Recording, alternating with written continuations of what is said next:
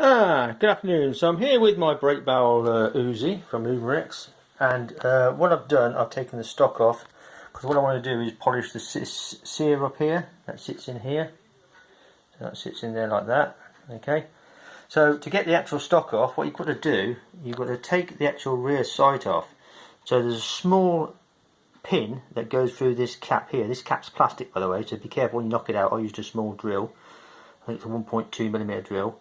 And then you unscrew the actual bolt from this side, which unscrews the centre sight. Okay, that's your adjuster. And then there's a small hole in the end of there where the pin goes through. So when you fit it, that cap just sits on and the pin goes through the end of the bolt. Okay, so you need to take that off. Then you've got your two screws that go through the front of the grip. Okay, and then you've got a single bolt that goes in the top there.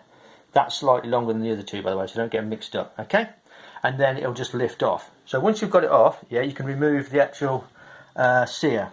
Now, this spring here and this little pin here goes in this hole here, and that's your spring-loaded indicator for your safety. That makes it flick on and off. So you make sure you pop that in first, spring in first, then little pin. I'll probably put a little bit of molybdenum disulfide grease on that, you know. And then what I did, I polished up this Sear and I polished up the operating faces. So that face there I polished up, and the top and the bottom faces. Okay.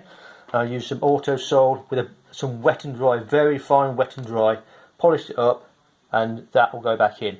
The spring goes in there, okay, so the spring sits in that little cutout.